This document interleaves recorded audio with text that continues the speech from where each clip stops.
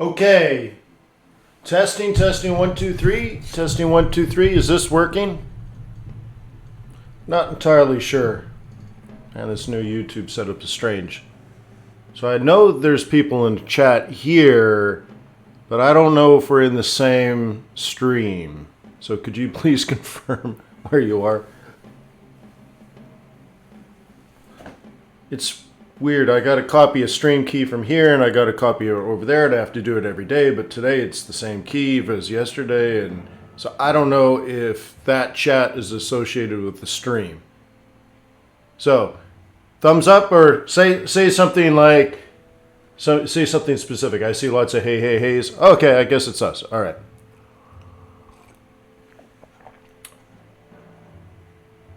Let's go.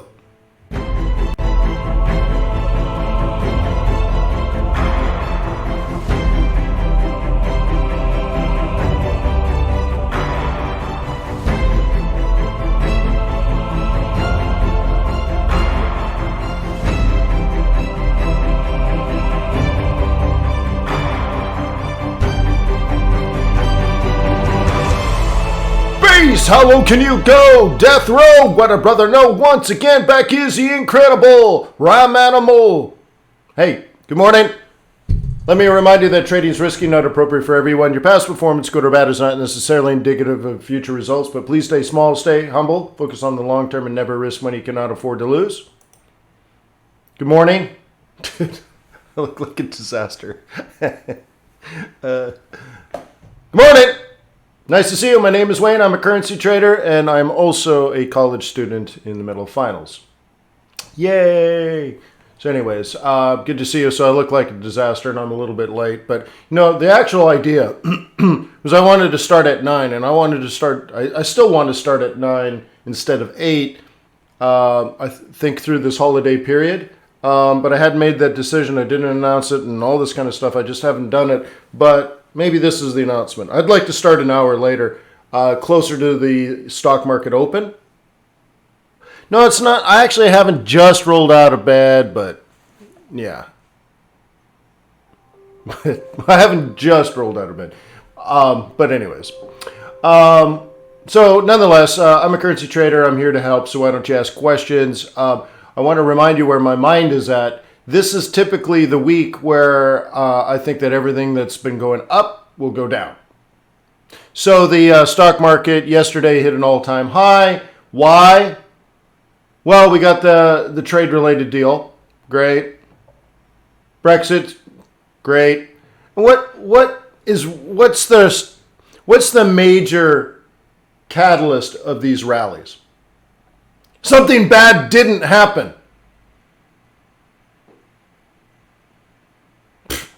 It's not a good reason to buy something, right? So anyways, cool. So let's jump into that. The sponsor of today's webinar is Traders Way. They're good, friendly, happy people. They want you to succeed. They run a foreign exchange trading brokerage firm. You're a foreign exchange trader. So, hey, there might be a good relationship there. So why don't you visit tradersway.com, open up a demo, test it out. Check out the execution speed, the spreads, the customer service, and then the swaps. Still happy with the swaps, all that kind of stuff. And just maybe say thank you. The way you say thank you really is becoming a client. Start with the demo. When you're ready to trade real money, they're there for you. How about this? You need to contribute to the community as a community member. I think it's a duty. So if you're watching a recording or if you're watching this live, make sure you subscribe, like, and comment. Like literally comment on every single video. Every day.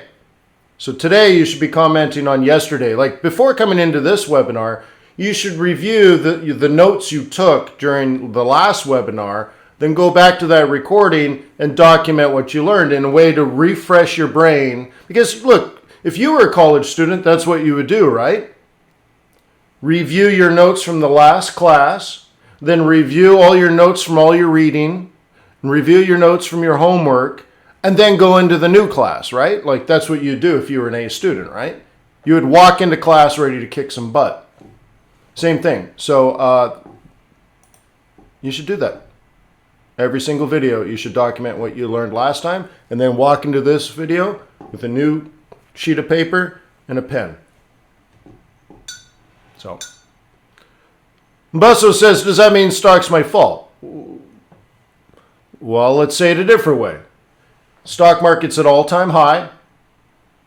It's a relief rally like, oh my God, thank goodness the meteorite didn't crash into Earth, killing all humanity. Yay, let's buy the stock market.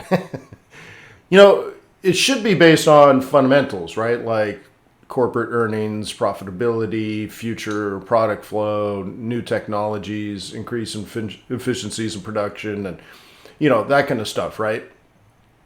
So something bad didn't happen. Thank goodness. So you get this rally, but has anything actually economically changed? Well, I suppose you could argue a trade deal brings some relief, right? And I guess that's true too. I mean, I'm not trying to poo-poo it down, but I am very clear with you guys that people will need to take profit. It doesn't mean all of this is coming crashing down, but we have to be aware that there is a line in the sand that will force people to make decisions. And the line in the sand, for most, is calendar year end, in which they will be taxed for their profits and losses.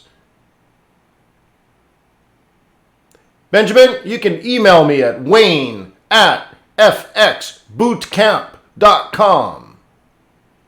Okay? So anyway, I think this is just a normal part of the business cycle, the annual cycle, if you will. People are going to need to take profit, either for loss, probably for loss first and then for profit later. But they're still going to be taxed. There's still a tax strategy. Right? So, will the market come down? I'm not saying the market will come down, but I'm saying there will be some profit taking. And remember, down, down, down is a short term in the up, up, up. Right? So we'll go through and look at it.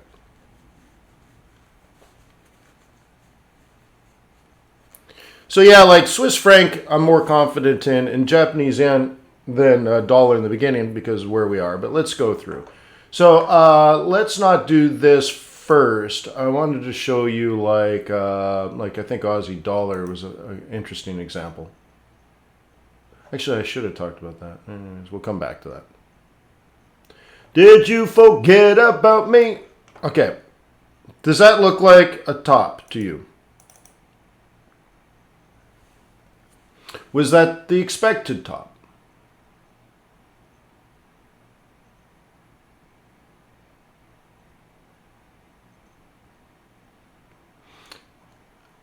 Daniel says, hey, can you look at your Aussie? It seems incredibly high and at a 4-month resistance.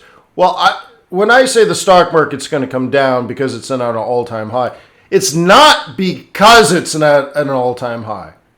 Okay, let's talk about that for a second.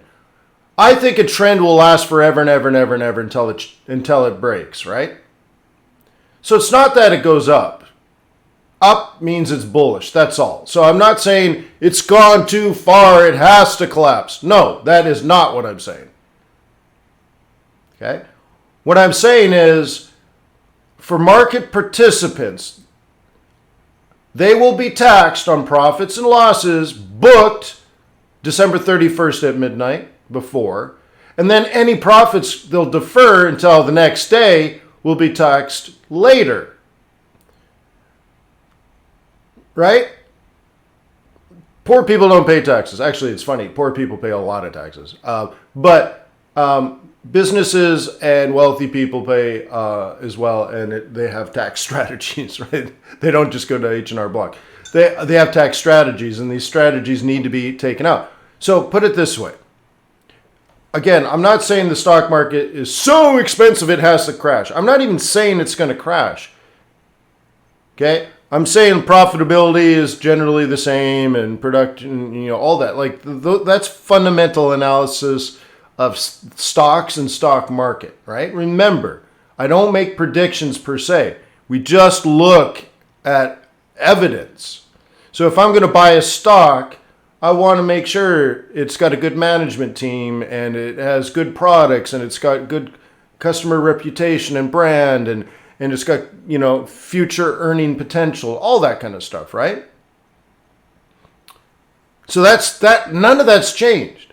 But what we know, in the next 2 weeks, some traders are going to have to take profit. And then the week after that, whoever's deferred their profits just a little longer to 2020 will take that profit. And it's just profit taking. The market will come down, but it's not like the stock market's going to crash. But a whole wave of people are waiting to take profit and pay their taxes. And then, right, buy in May and go away. Isn't that the cliche?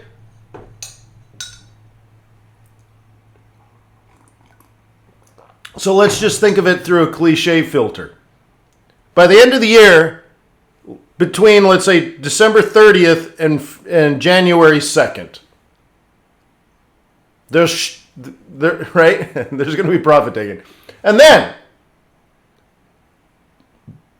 how far does it fall? I don't know. I don't know how many people are taking profit and all this kind of stuff, right?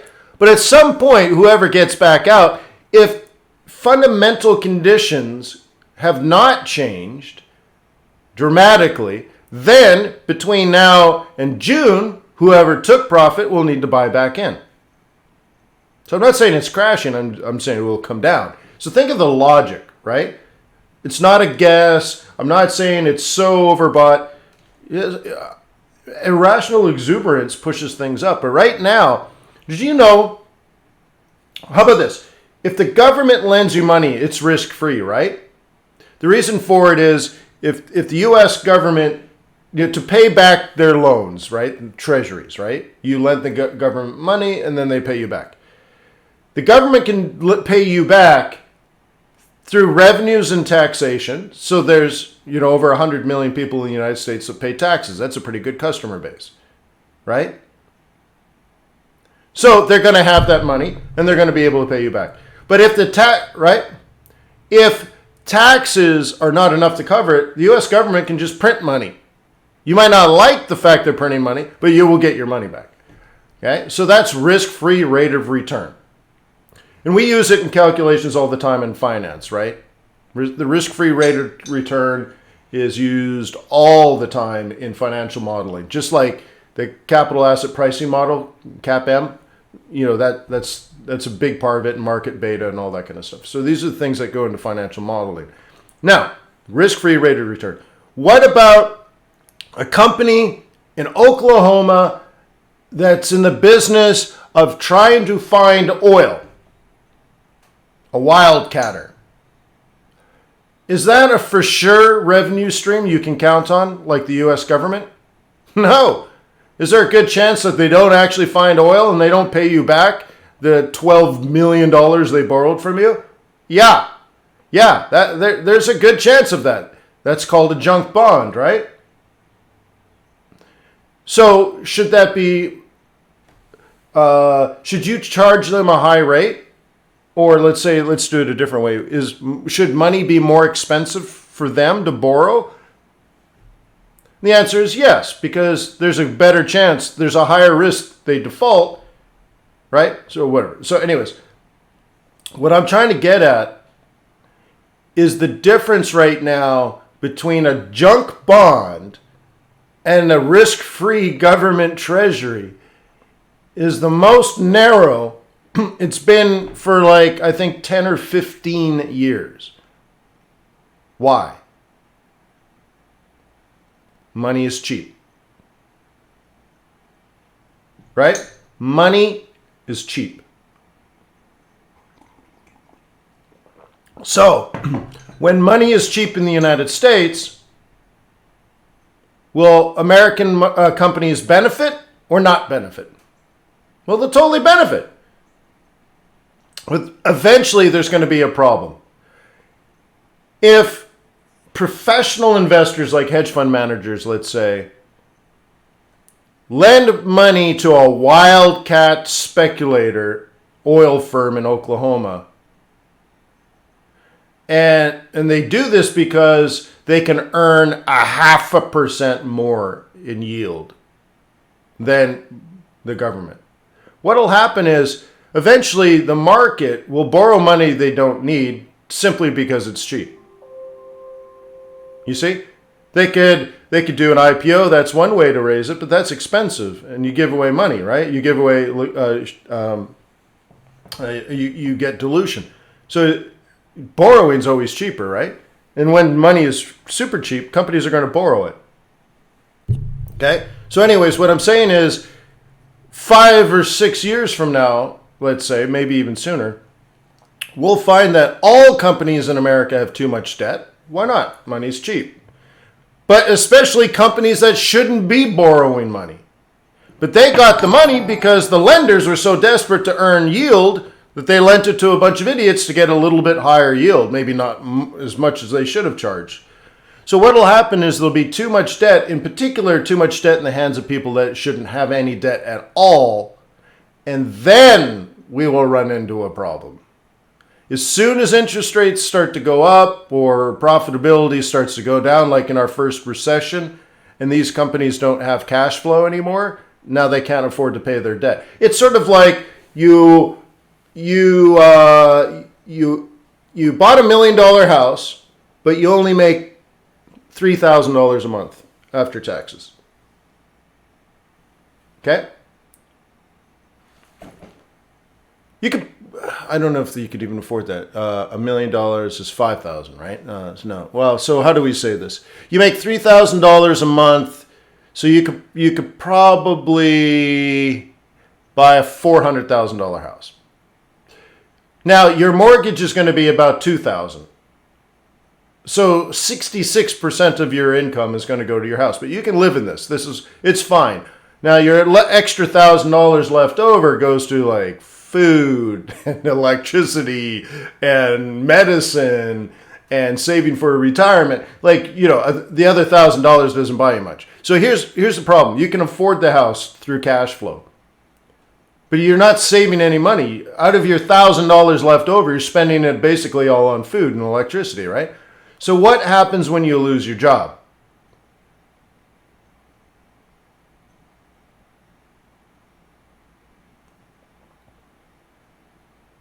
Right? You lose your house. Now the problem with that is you ponied up 20% up front. And you might have been paying for 5 years, so you might have paid for 25% of the house. But you just lost all that money, all that equity, everything you put into it. Every time you mowed the lawn, you were just throwing your time away, and all of that's gone. But what if that's a business now, right? So think of it this way. Someone said, isn't that what happened in 2008? Well, think of it as 2008 was a real estate crisis, right? What if this just leads us to a small business crisis or a medium-sized business crisis? It's the opposite. Instead of deadbeat homeowners borrowing money with the expectation of never paying it back, what about deadbeat companies that are borrowing money with no ability truly to pay it back? Okay? Just imagine it's a different deadbeat. Same story. Okay? That's the bigger thing. That's the bigger thing we would need to watch. But that's not going to happen in the next 2 weeks. But every day we're getting closer.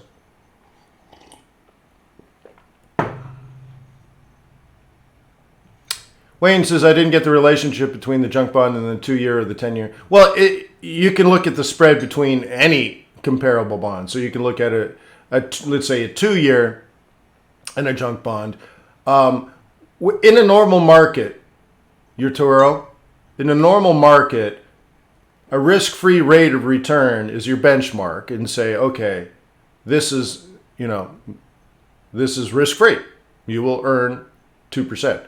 And then you look at other businesses that now you can consider lending money instead of the U.S. government. You can lend money to corporations. Some corporations are super safe. They're well established, been around 100 years. They have well established customers and client base and cash flows and profitability and transparency. And you can go through the corporate governance policies right. And then there's companies less good and less good and less good and less good. And then finally you get to a wildcat company where it's 100 guys with a bunch of Chevy pickup trucks running around the farmers fields in Oklahoma using a magic stick trying to find oil. You know, if they find oil, they'll pay you back. If they don't find oil, they don't have any money and you just lost all your money. That should be priced higher. You should earn, right, a significantly higher return if you invest into that company. Okay, instead of 2% like you're getting from the US government, you might want 12% from a company like that, maybe more. Now, when you see that the difference is maybe instead of 12%, maybe the risk-free is 2% and they're only 3%. And you're like, well, what's going on in the market to make something that should be probably priced at 12, why is it only priced at 3? Well, there's no yield out there for investors. So investors are trying to make as much money as they can. And now particularly, and you may not understand this, but institutional investors have to make 8% a year. Well, how do you make 8% a year if government treasuries are only paying 2%? Well, you got to find new and more clever ways to make money. And one way is to reach out right? Through lending money to, let's say, less desirable companies will pay you more. Okay? So my example of 3% doesn't quite work there, but what if it was 5%? Okay, it should be priced at 12, but companies are so eager to get the 5% yield, so they're willing to give it to almost anybody. And what it means is money is too cheap because lenders are so aggressive in lending money because they need to earn that return. And that is not a normal market. Well, what's wrong in the structure of the economy that makes these lenders so eager to lend money to people that don't deserve it? Well, the Fed has manipulated the market and they're pushing rates down. They're unnaturally low, but there's a consequence to that, right? So like they should have let banks fail, but they bailed out the banks to save the homeowners. So now they've bailed out all the homeowners. Well, there's going to be a consequence to that. So now think of like American small and medium-sized enterprises, let's say. Well, anyone that's borrowed money. So medium to large scale, I guess, is what we're looking at. And think of it like Turkey. What happened to Turkey last year? They borrowed a whole bunch of cheap money from around the world, in particular in dollars and euros, because it was cheap. Why wouldn't you? And then when it came time to pay, they're like, wait, we don't have any euros to pay you back with. And it created a problem. So what if that sort of happened? So all these things is what I'm saying. All these things like spreads on the, right? Spreads, narrow spreads between high risk and low risk is not normal. It's abnormal. It's a red flag and it's a concern, right? Benjamin says, hi, Wayne, I'll go back to university and get a certification like you proposed to get basic and yeah. What type of degree would you propose for a Forex career? Well, you just need economics. Okay. So you're going to start with principles of microeconomics, principles of macroeconomics, and then you can go from there. And of course, really, we're macro traders. Microeconomics is focused on corporations trying to lower marginal costs per unit. So every time you double production, your cost per unit goes down by 30%, and that could give you blah blah blah blah blah. Well, we don't really care about that per se. So you want to study macroeconomics. Okay. So that's what my degree is in, macroeconomics.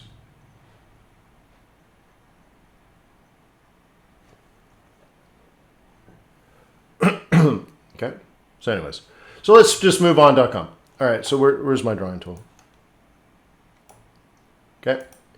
So here's the interesting thing. December 31st, that was a bullish buy, and our target was here. Done.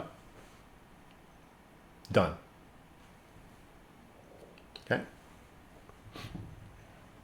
That's it. And isn't it nice? The whole time I said, don't be so certain, don't be so certain, don't be so certain, don't be so certain. Saved you some money, huh? 69, yeah, all the way down there. So if you are a bull, the interesting thing is your plan B is here if you're still a bull. The whole bit up here was don't blindly buy it because, oh, the trade deal, or oh, Brexit, everything is good, everything is safe, everything. No, dude. I want you to think about this. We had basically Brexit, right? I'm going to call it Brexit, the election, but it's all about Brexit, right? And we had the trade deal. The most amazing things we've been waiting for months, right? This is it. The big week.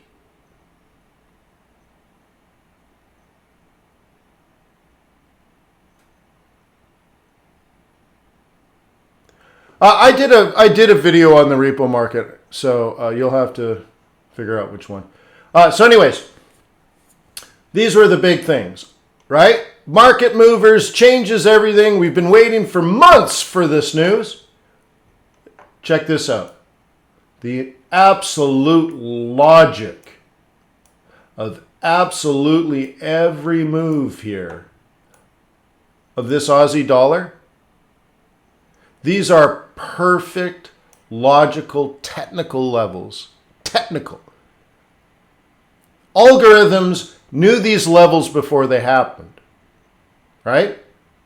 And I want you to think about this. And I was talking, in the webinars and stuff, after this big move, I said all amateurs are going to be certain that this is different. This is a massive game changer, right? And I'm like, no. This actually hasn't changed anything. Don't be so certain that this is going to go up. And I said people were probably buying here and buying here and buying here and buying here and buying here. And I had you instead create plan A, create plan B. If you're still a bull, you can give it a shot there, but don't be certain. Don't bet the farm. Don't be too big. Don't keep your stop too far away. Be scared, I said. I said it was natural to be scared, which means you're not taking giant risks and you will manage your risk, right? And then plan B, this is right. And I think a lot of people didn't get that advice and they're looking the wrong way on this trade.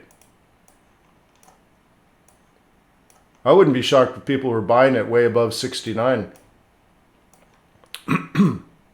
So anyways, I hope you got through that. Remember, I said this is your big test. This is like your exams, right?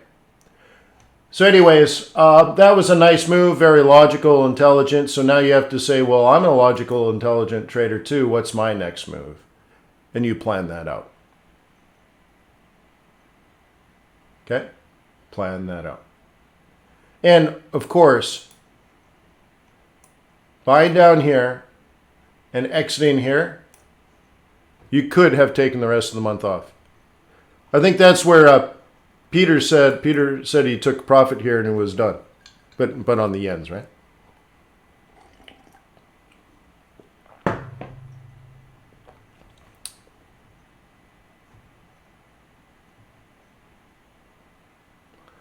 Ain't nothing but a heartache. Ain't nothing but a mistake. Tell me why. All right.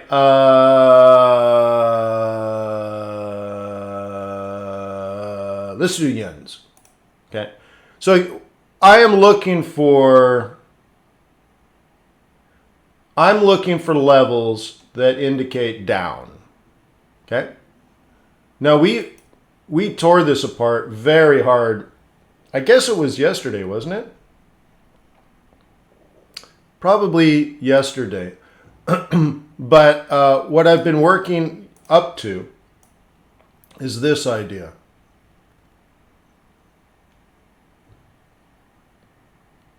Okay? Right? I think it must have been a different pair. But I asked a question, something like this. I said, do you sell when you're above this zone? And everybody said no. I'm like, that's right. This is your sell zone. So if you're above the sell zone, what do you do? And then everyone typed in nothing, nothing, nothing, nothing, nothing, nothing, nothing, nothing, nothing, right? I think this was yesterday's video. So what do you do when you're below the sell zone?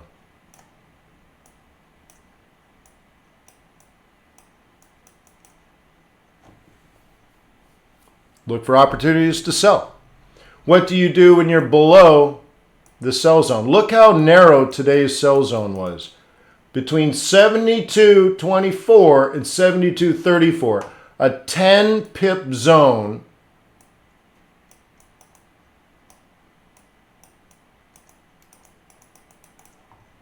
Right? And it's moving. Oscar Mike on the move.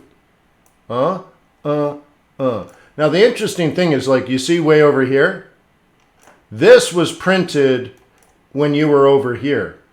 And you're like, oh, that's cool. This is also tomorrow's sell zone, right?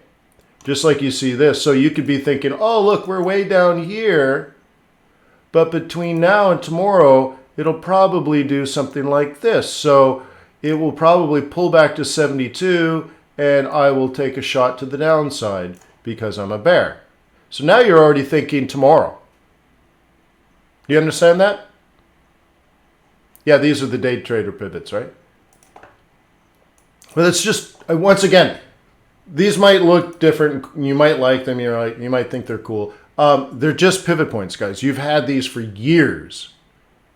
Okay? You've had these for years. They're just pivot points. They don't do anything else. All I did was delete stuff. But if you've been using my standard template that I've been using for 15 years, like, nothing's changed. Oh, right?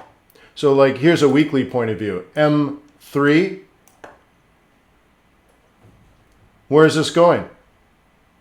M1. I mean, like, there's nothing different here. There's nothing. That's the thing. You've had all the tools all the time. So let's see how complicated this is. Down, up, sell, and your target is M1. Okay? And you're targeting 70.5, and you're done. So this week you should make 200 pips if you're a bear. Done. Literally done. That was a bearish trade plan. Okay? You open at the sell zone, so you're like, well, I'd really rather sell it off the M3. So you get the M3, which is really good. And now you're lower low, lower high, lower low, lower high, lower low, lower high, lower low, done. Nothing has changed. The pivots are exactly the same as they always have been. Okay? We can change this. Okay? That's crazy. Right? That's R3. Who does that? Well, it was an unusual month because of the news. But luckily it reversed on a reversal pivot point, right?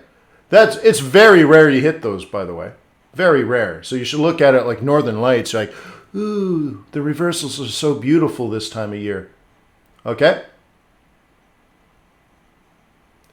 But what about the day trading? Okay? You know how to day trade. Let's see. How do we day trade? You sell at the M3 or you sell at the M3. Where's your target? Daily M1. Look, you just achieved your whole day trading plan. You sold in Asia. Remember yesterday I told you? I call it the Asian fade. And boom. Okay? And in this case, the London boys took it all the way down. And this tells me there'll probably be some profit taking in New York. It'll probably go down a little lower. It'll probably come up a little higher and fizzle out. And then tomorrow we'll probably sell in here. If I'm a trend trader, that's what I'd be thinking if I were me. So it's very, very, very, very simple day trading. Okay? Now, some people have difficulty remembering that this is a sell zone.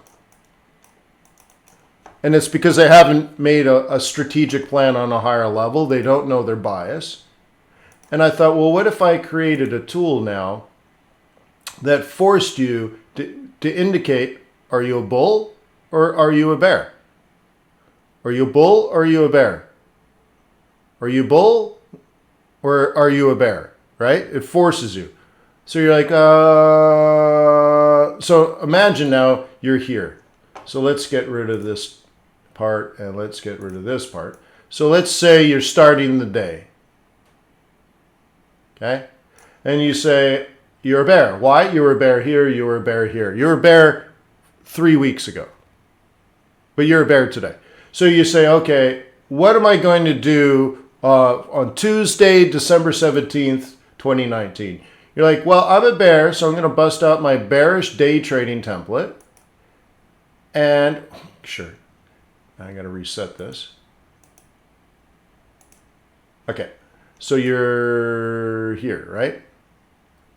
Okay, so you have a brand new day. This is Asia Open. And you say, well, I'm a bear. So you would, what, sell? Well, this indicator is saying you want to sell somewhere between that price, 72.20 or 72.34.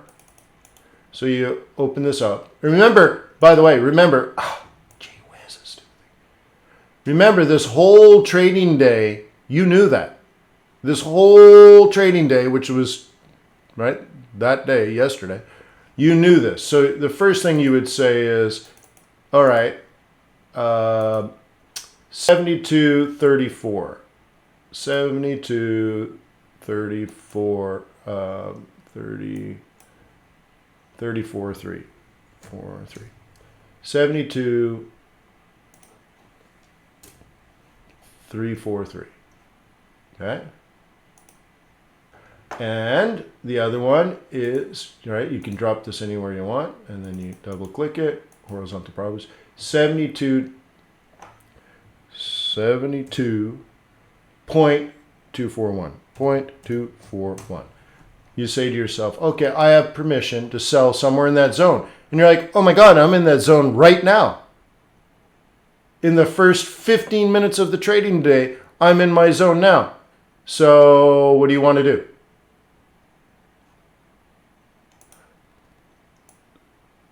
So you sell. Where do you want to put your stop?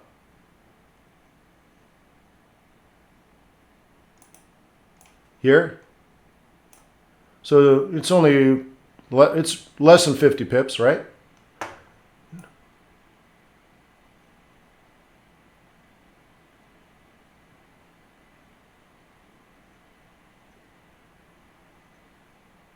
Okay. And now what should we be doing? See, this is when I say amateurs are worried about now. What are we worried about? I'm already looking at tomorrow's pivots. You understand? So now you can move this stop, right?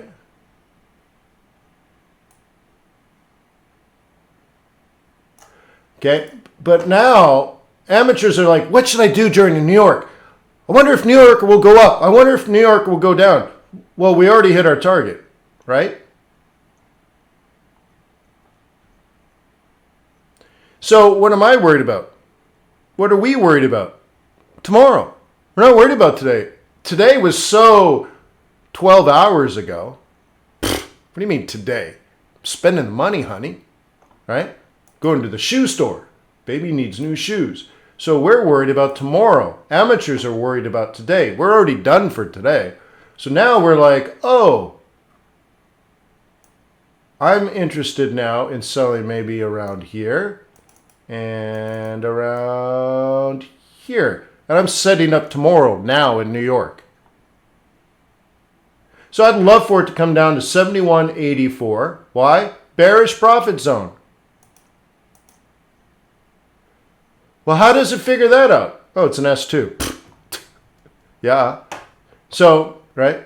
Anyway, so down, down, down, down, up, up, sell, down, down, down, down, up, sell, down, down, down, down is tomorrow's trade plan. Tomorrow's trade plan. Tomorrow's trade plan. Tomorrow, I'll make money tomorrow. I'm on tomorrow. Amateurs are like, what are we going to do in New York? Should we buy? Should we buy? Oh, look at that. Look at that news. Oh, look at the grand. Should I buy? Should I? Oh. Right? And I'm like, what do you mean today? What do you mean today?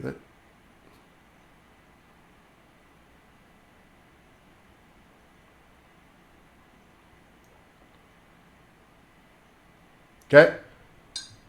What do you think? What do you think, guys? Am I cracking through that this is all about tomorrow?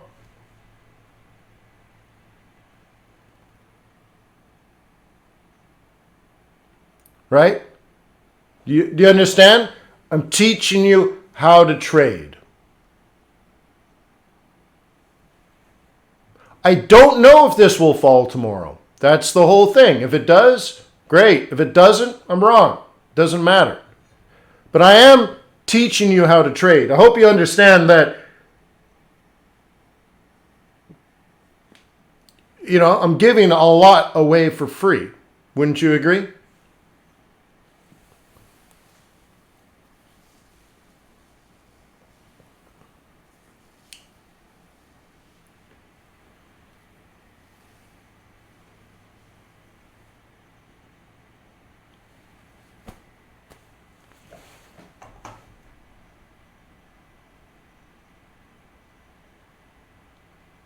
Right on, guys.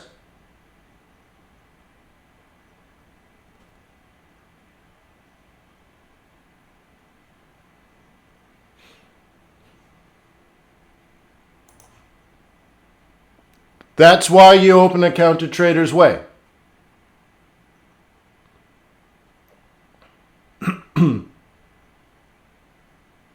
Saving lives. Yes.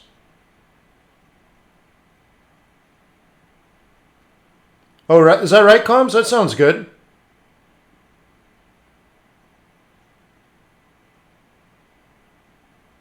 Yeah, my plan is I gotta finish this academic career of mine. So I walk in May, get my second degree. I have a couple other classes I need to just wrap up some requirements, and I should be able to finish them in the summer. So technically, by the second week of July, I'll be done my academic career. Multiple degrees from Harvard. Great. Then there's one more thing I want to do. I want to go back to my former professor. I took a class. He used to run the Met, the Metropolitan Museum of Art in New York City. He didn't run the museum. He ran the endowment, the largest endowment of the arts in the world by far. Okay, he ran the biggest endowment in the world for the arts, of any museum, of any symphony, of any opera, of any ballet, and he thought one of my papers was brilliant. And we talked about writing an academically peer-reviewed academic research paper and get it published in some journals and probably like Harvard Business Review or something like that. I'd like to bang that out because it has to do with managing risks for endowment portfolios. And I'd like to make that mark too. So every endowment from every museum to even every university on the planet, hospitals and stuff that have these endowments, my risk model is more sensitive and will tell them, well, just help them manage the risk better. So I'd like to knock that out because once you have a peer-reviewed article, it's almost like a degree. Like, boom, I will be an expert in endowments and in portfolio management. So I'd love to just knock that out too, because it's just a paper, right? So you do a bunch of research. He has access to all the biggest museums in the world, so I'll apply my model to all the big universities and other endowments around the world. This guy can just pick up the phone and call all his buddies, and we'll knock this out. And I'll also know all the largest fund managers in the world, which would be cool. And then boom, done, right? Then I'll be done.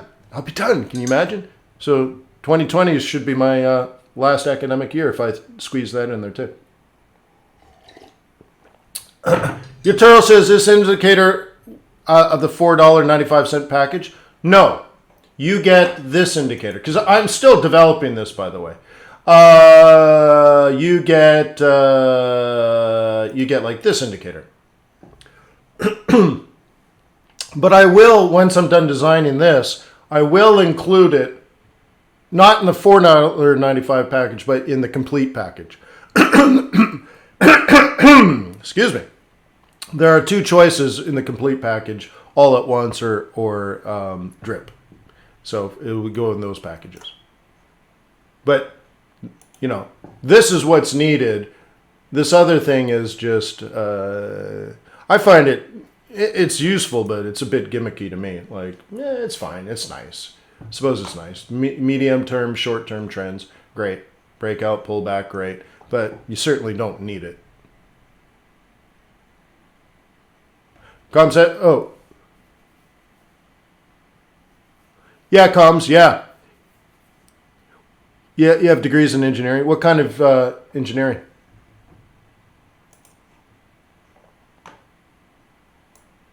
Okay.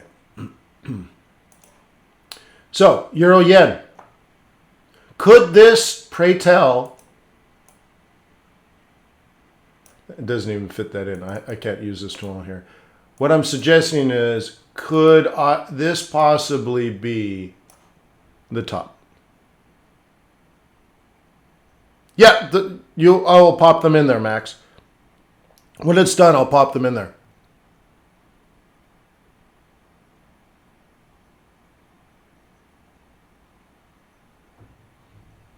Okay.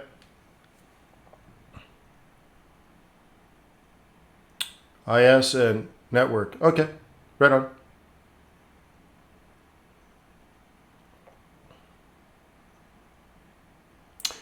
Yeah, Euro odd might look the same. Great. Here's my point. I'm concerned for a drop. I was long on this trade for about, 3 months? And I got out here because on the first day of the month, we opened at exactly monthly M3. Actually, you know what? I got out more like here because it came down. I'm like, oh my God, that just kicked off the MM3. Came up, and I think I got out somewhere in this noise. And I was clear to everyone. And I said, look, I told you, my plan, I'm not freaking out. My plan was somewhere between Thanksgiving and Christmas. I need to bail on these trades. It's really Thanksgiving and December 12th. Remember that? That whole thing? The perineum of trading? A perineum shift, not a paradigm shift. That space in between. It's so funny when I say it. But anyways, that space in I can't even say it. The space in between the Thanksgiving and the Fed meeting. Okay. I said months and months and months and months ago, regardless of what's happening in the markets, somewhere in there, I'm going to take profit. So you have to understand it's not fear, it's preparation. And I know it's not going to be perfect. And I said, if you do this year after year after year, sometimes it drops and you lose 100 pips on every trade. And another year it goes up 100 pips on every trade. But over the course of 10 years, it don't make a damn difference. But anyways, so I bail out over here. But why? Because it's an MM3. Is that logical? Is it intelligent? Yeah. In fact, some of the other pairs were like right on even more impressive levels of resistance. Like it was obvious I needed to do something. Or risk me not doing my job, which is managing risk, right? So I had to manage the risk, carried out the plan, and I executed it, in my opinion, correctly. Maybe not beautifully, but I did it correctly. Now I sit and wait. Remember me talking about ambushes? Setting up an ambush? I don't know when this is going to drop. In fact, I don't even know if it's going to drop. But it's like me doing high-level observations. And I can say, all right, this is the part of the jungle I see the bad guys walking all the time. It seems to be a supply route. So I think, based on my analysis, somewhere in here and in this area and somewhere around this time, the bad guys are going to show up. So I kind of generally know when, and I generally know where, but I'm not precise. I don't have that data. I got to get boots on the ground. So now I'm in the jungle, okay? And I don't know exactly what path and certainly not when the bad guys are going to show up. So I have to start making decisions here. And I'm like, okay, well, this MM3 could be a play. So I'm going to set up an ambush in here. Okay? Take the high ground, do all that kind of stuff. And this, for some reason, I saw is interesting. So I'll have to set up something for there. And then, of course, this whole zone up here. Okay? So I'm going to set up some ambushes. Now I'm going to be there ready and waiting. Okay? And so I set up ambushes. Nope. No opportunity there. Set up an ambush here. Nope. No opportunity. Remember, this happened really quickly. No enemy. So I keep falling back. Fall back. Fall back. And then all of a sudden, aha! Aha! Okay? So now, right, I got the high ground. I got crossfire positions. I've booby-trapped everything. I'm sniping. I'm flanking. I have an unfair advantage here. I don't know if if a Chaka guys are coming down the line. I don't know if a platoon of guys. I don't know a whole division. I don't know how many people are in this trade and how many people are going to show up. But I've set everything up so that I have the best opportunity possible. So now, based on what I said in March, let's say, I'm making up a date, but let's say in March, I said after in the second or third week, I think I would have said, in the second or third week of December, I'm looking for all yen pairs to fall. How many people would agree with that? In March of 2019, I told you that in the second or third week of December, the yen pairs would fall. How many would agree that I said that clearly? And Greg says it looks so bullish. Yes, it does. I'm not saying it is falling. Okay?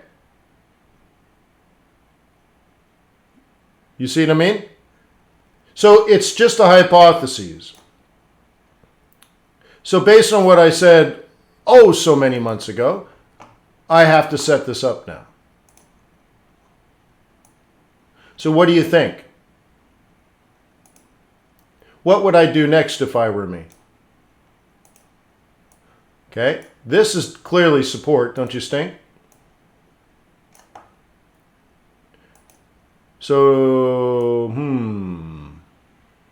we're probably going to need to see something like this.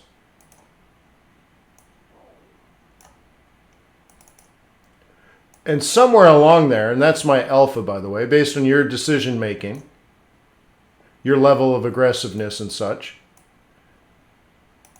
you would expect something like that, right? Maybe you like Fibonacci in this case. Yeah. And there you go. There's your plan.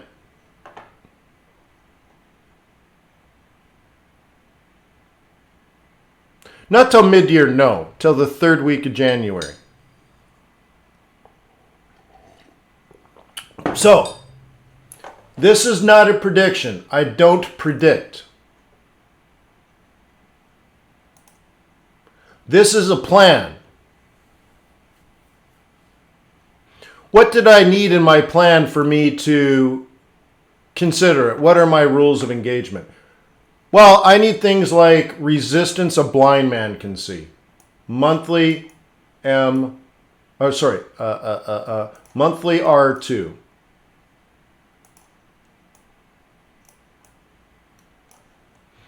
That is perfect. That's exactly what I need. Now, another level is I need price to show me that it's respecting that level. That's some serious respect. Now, I need a reversal pattern. Would you consider something like this a double top?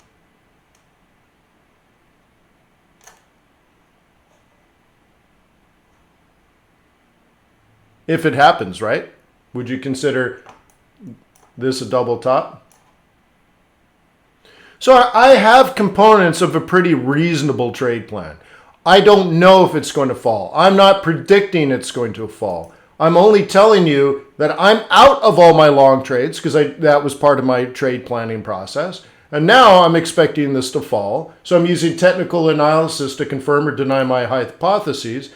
And now I'm looking to get short. We just missed a 3A2. 3A2s are legit too, you know.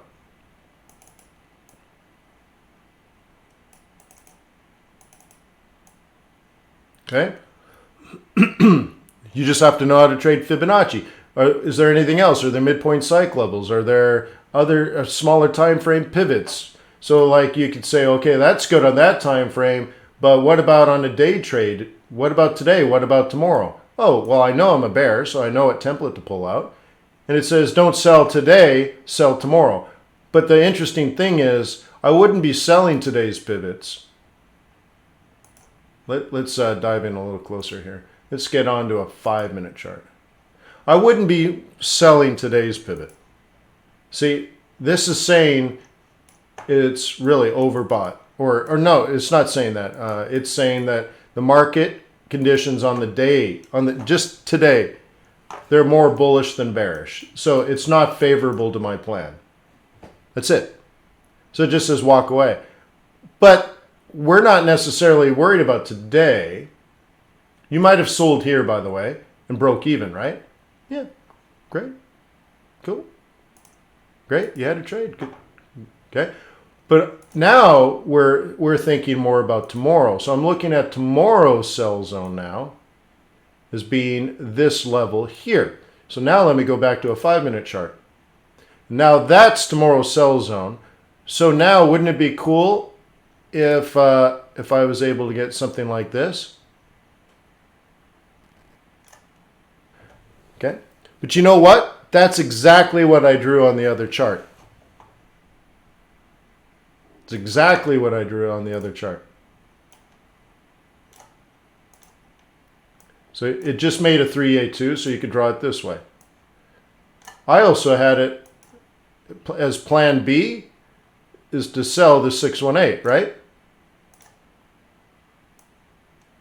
Look, I'm done trade planning for tomorrow. Done. By the way, that took like 10 times longer than it takes me to do my own trade planning, right? So this is what are you going to do tomorrow? Let me take a look. Oh, I would sell between 122.17 and 122.32, but it took me longer to explain it to you than me to do it. And yet people don't seem to have time to plan their trades.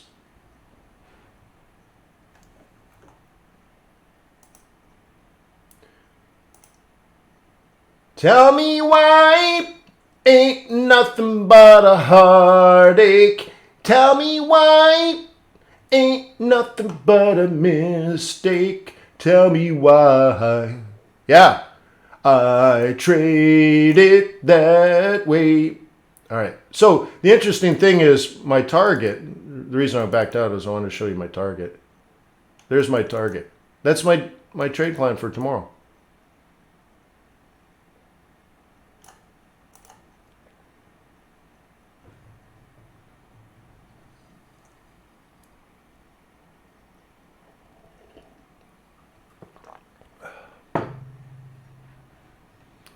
Well, Daniel, when I was learning, I had a full-time job managing a team and a department for a company with 300 employees. And I taught myself how to trade Forex.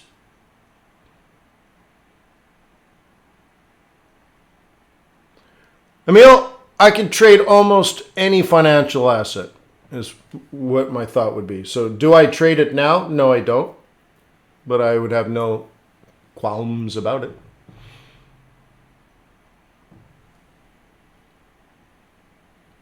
But how many hours will it take you? What's the Zulu effect? 10,000 hours?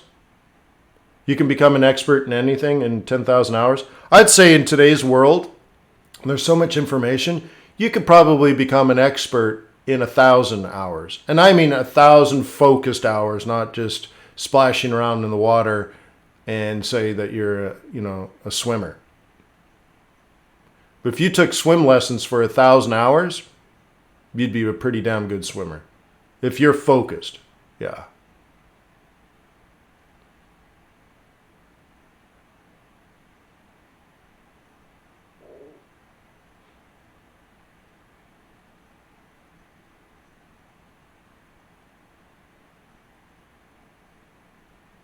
Well, learn fundamentals. Take the fundamentals course. Yeah. You should have taken the super secret deal. 777 fixes all those problems. Now you're educated. Just costs money. That's the wonderful thing about money. It doesn't fix everything, but it fixes most things. You're like, you don't understand something? Put money at it. Put the time in. Now you know. Now it's yours. You can keep it forever.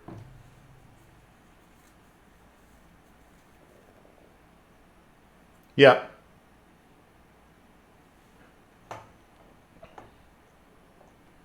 Yeah, money solves problems. It doesn't bring you happiness. Gratitude brings you happiness.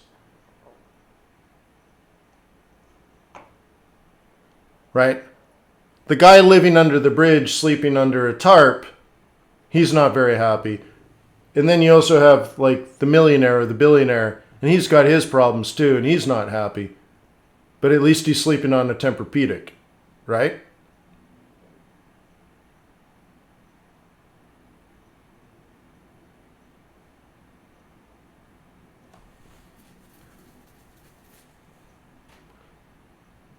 But you give the guy under the bridge a hot cup of coffee and a warm breakfast and maybe an opportunity to shower with dignity, and he's super happy. Super grateful. He's like, oh my God, the last time I had a warm, healthy breakfast, I can't even remember. This is so good. I'm so happy. Yeah.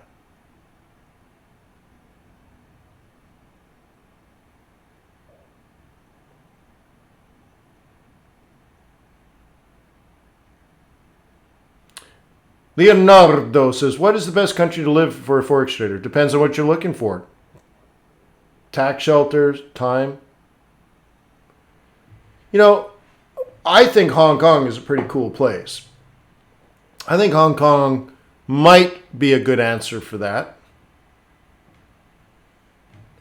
Another one is Dubai, but I think Hong Kong's got a better lifestyle. Like Dubai is cool. It's kind of like Las Vegas. It's kind of cool if you're into that, but there's nowhere else to go. Everyone's looking at each other like, what do you want to do today? Well, we got one major road. It goes up and down. You want to drive to Abu Dhabi? No, not really. Like, what do you do? Yeah, I think I'd get stir crazy, like island fever.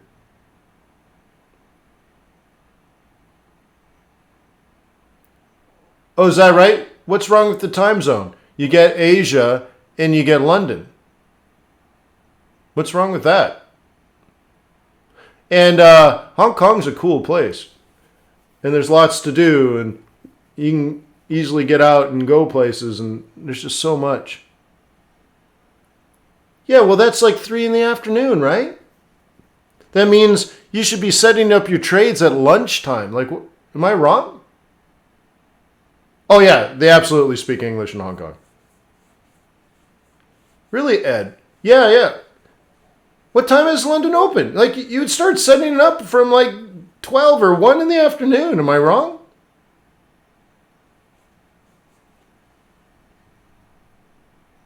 Yeah, London Open would be it'd be 3 p.m., right? So you'd be setting your trades up between 9 in the morning and 3, and by the time 3 is done, 3 o'clock comes away, you're probably done for the day, right? Am I wrong? Yeah, that's what I'm saying. That's like, I don't care about the USA. I'm done. I'm a swing trader. Shoot, I'm done. Like day trading, weekly trading, and monthly trading. Oh my God. Like the New York session in those situations are almost irrelevant.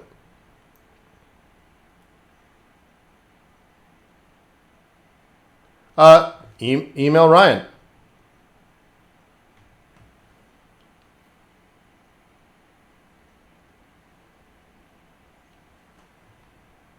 Okay. I'm happy in Europe now. Yeah. Oh, yeah, cool. You know, it's funny. Yeah, so if you're a swing trader, missing New York is not a problem at all. No. And the beautiful thing about swing trading, like I just did, like let's just grab one. Okay, Aussie. Okay. Am I a bull or a bear on this one? Well, you know I'm a bear, right? So let's see. And I go, I guess we can use this one, bear. Boom. Okay. So I'm going to sell it between 75.10 and 75.20. Okay, I'm done. So I don't need New York tomorrow. And the fact I'm doing it in New York, I don't actually know where the bottom is, right? So put it this way. So let's say 9 a.m. Hong Kong time. We would be 9 a.m. I would look at this. If we're at or near this zone, I would sell and I'm done. I'm done. I don't care about London. I don't care about New York. It literally took me about 4 seconds. Oh, that one? You like the 4-session one? This one you're talking about? Gee whiz. Yeah. Really? This one.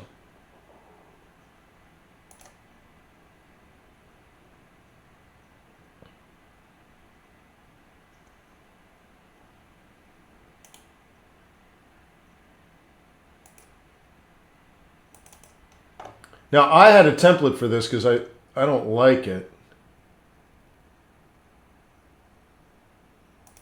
Like, for example, I don't like this one. And you have to change some of the timing. I don't like the overlap. Can't remember. Show days, show true, show pips, as background, true, show next session. No, I don't like that either. Okay, let's see. That. And of course, we'll get rid of my pivots. Biased pivots. Delete. Okay, that's what you want?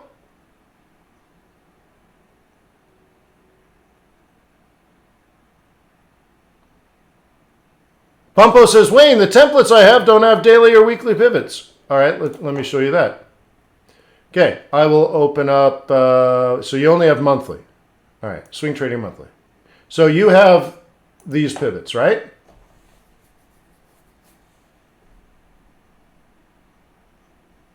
Okay, you ready? Wait for it. Indicator list. Change it from monthly to weekly. Boom. Okay? Now you have weekly. Those are weekly pivots. And while you're at it, might as well save it. So you go click, template, save template.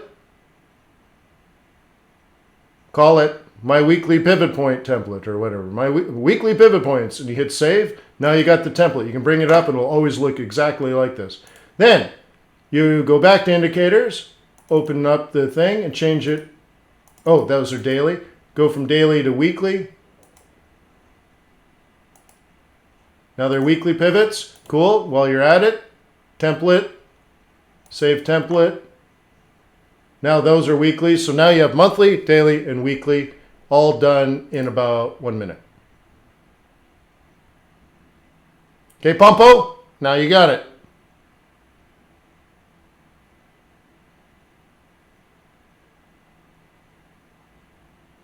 Daniel says, Wayne, is it a good approach to choose bias based on positive swap? Well, fundamentals.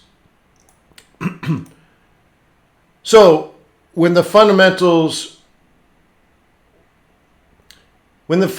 say down, but you're going to be charged negative swap, your opportunities have to overcome that cost. Okay? That's all.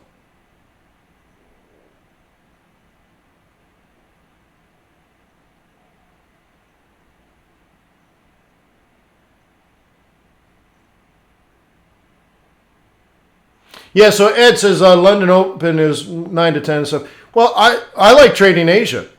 Honestly. I like trading Asia.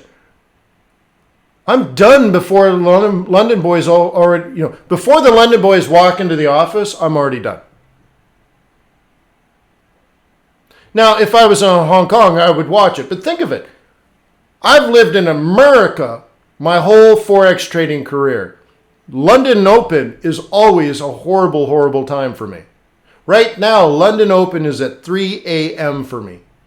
So by and large, and it's not quite true, but by and large, I don't trade the London Open. Never have. I mean, I have, but like just philosophically speaking. Okay? So this is why maybe I developed skills as a day trader or as a swing trader, because I just, it's very difficult to have a business and have a family and all the other things in my life, like to be up at 3 o'clock in the morning. Although I went to bed at probably 2 o'clock in the morning last night and probably 2 o'clock in the morning the night before, so anyways, but the bulk of my trading is probably Asia. Truly. So like when we're in New York now, right? And I said, look, I just planned out tomorrow. What did that tell me? Well, tomorrow starts 5 p.m. New York time. 6 p.m. New York time. So between dinner time and bedtime, I'll probably get short a yen pair. Okay? So let's take a look at... let's add that indicator back. Insert indicator. I don't know if this time frame is proper, but let's take a look. Sometimes this one's no good. Let's say show next session. False. Style fine. Asia fine. Dark khaki. Don't want this. So we'll make that white. This one I don't want. So let's make it white. Okay. Okay, I think this will just print Asia. Okay. That's too narrow. But anyways, we should change it. See, also the time. This indicator you have to mess around because it's time sensitive to your clock. The server clock versus your clock. Oops.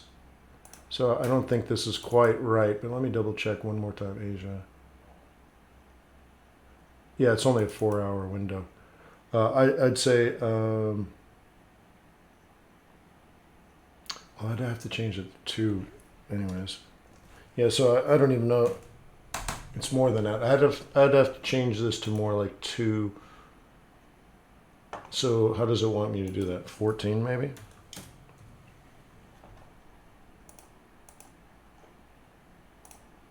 A little better. So anyways, so I'm a bear. Okay? So it depends on where the pivots were at that time. Well, you know what? Let's see if I can change that too. Tell me why. Template. Oh, I can't change the template. I have to change the indicator.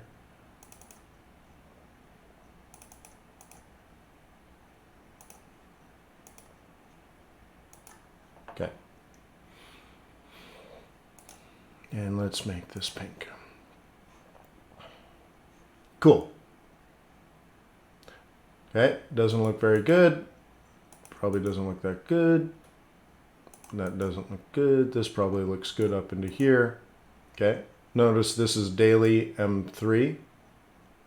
So I would have that set up. Okay, same thing here. And then of course probably tomorrow. This is my sell zone tomorrow, right? See, I'm already on tomorrow. I'm done for today. So like, I'm going to miss New York. I'm already done. What do you mean New York? I'm done.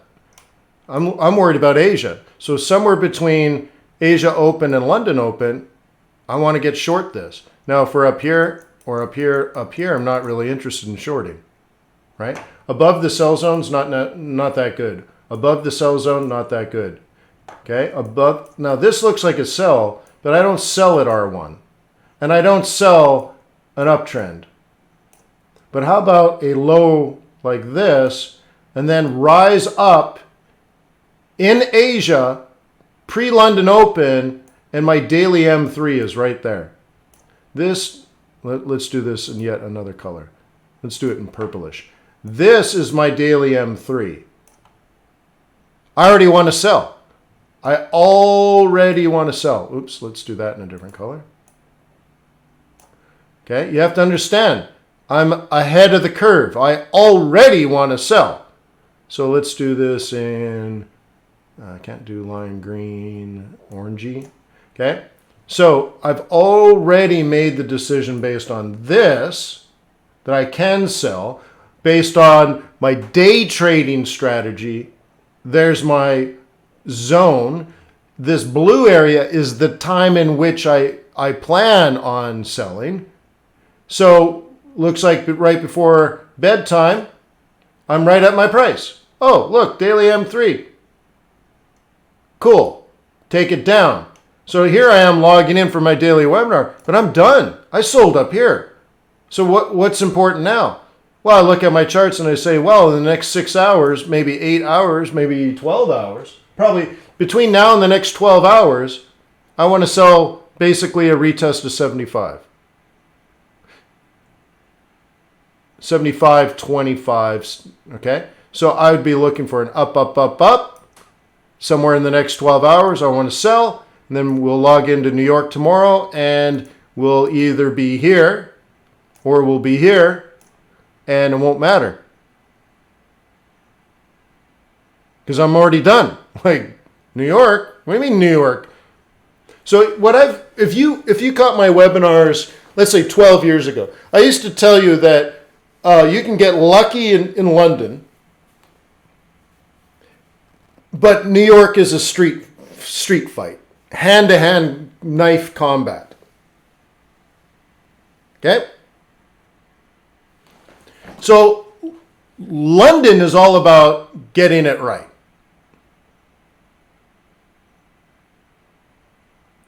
If you're a bear, finding your price and waiting. And once London opens, only one of two things will happen. It goes up or it goes down. Now, of course, it could go sideways, but I don't plan for it to go sideways. Mentally, I think it's either going to go up or it's going to go down. Now, I'm a bear on this scenario. A month ago, I was a bull in this scenario. Okay? It's just how it goes. I have a bias. I have trade plans. So now I'm planning to be bearish, which means I'm just simply taking myself out of bullish trades. Doesn't mean this ain't going up. I'm just taking I'm taking myself out of bullish setups. I'm a bear now, so I'm only looking for bearish setups. I'm totally in control. The market might be random and chaotic. It could go up, down, or sideways, but I'm not involved in the up and sideways stuff. So now I just say, if this is set up to fall, I'm going to trade it. And if it's not set up to fall, I ain't going to trade it. And you're right? So the thing is, I front run. I'm a swing trader. I front run everything. I was born a month early. I front ran my mom. It's true fact. I was born a month early. Because I don't like to be told what to do. I'm like, I know the due date. I ain't living up to that. Yeah, a month early. They had to take me out and put me in an incubator with all the other preemies. Some of the preemies were 4 pounds, 4.5 pounds, 5 pounds. I was almost 10 pounds. 1 month old, 1 month premature 10-pound baby. Ho, ho, ho! They could barely fit me in the container, in the big bucket, They put you in the big aquarium to keep you nice and warm, and I'm like 10 pounds. I'm like, I front ran all of you. Boom! Okay? So by the time London shows up, I'm already done for the day.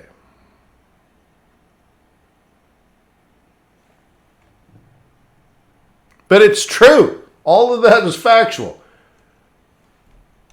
So again, if you watch my training from 12 years ago, we talked to things about Asia fade. Down, down, down, down, up, up, sell. Look, I'm done for the day. Why? I think it's a downtrend. Like I'm just, don't look at the charts, but I guess I'll look at this. We have this down, down, down, down today, right? What am I going to do in the next 12 hours? I'm going to wait for an up, up, and then I'm going to sell. Done. It will take me, I know I have a 12-hour period to plan this out. And it'll take me, 1 second to execute the trade. And then I'm done. And then I go to bed.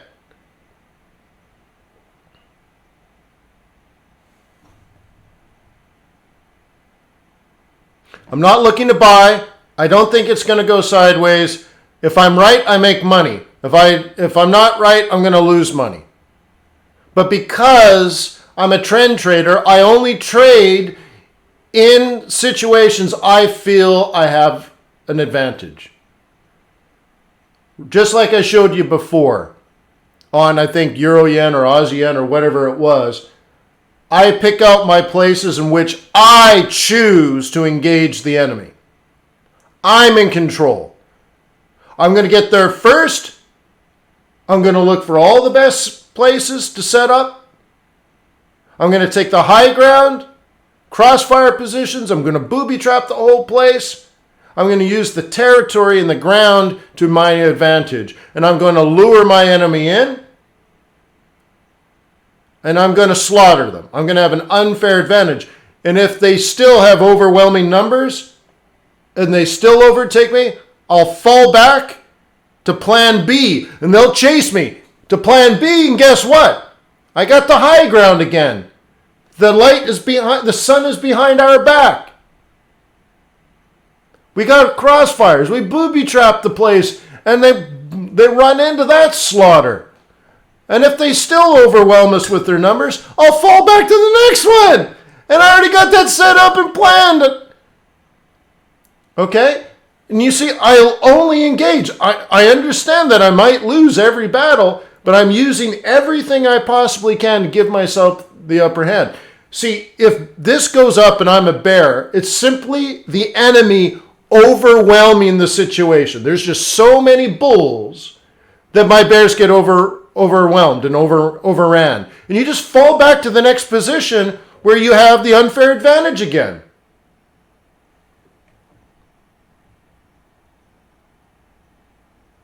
Do you understand?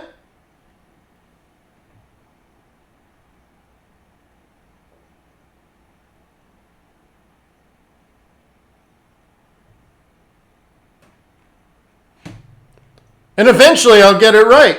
Or I'll just start running out of opportunities, right? I'll hit my Alamo and there is no fallback.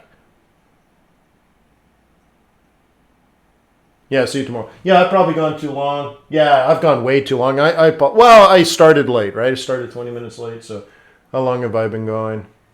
There used to be a timer somewhere. Amazing. Man, everything keeps changing. Why isn't there a timer anymore? And there always used to be a timer right there. They took that feature out. 84 minutes? I guess that's about right. Maybe there's one down here.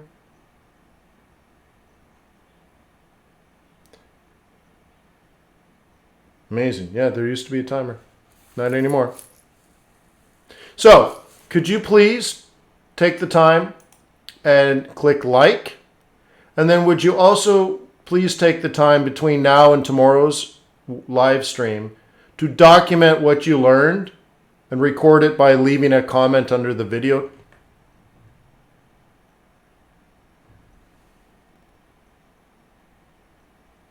Okay, did you do that? And if you're new, if you subscribe to our channel, when I stream, you will be notified. So that'd be good. So thank you, Traders Way. Thank you to you guys too. Thank you for being part of the community. Peace on earth. May the pips be with you. May your profits be above average. And I'll see you tomorrow. Cheers. Beep. And no, see, I got to do this button first.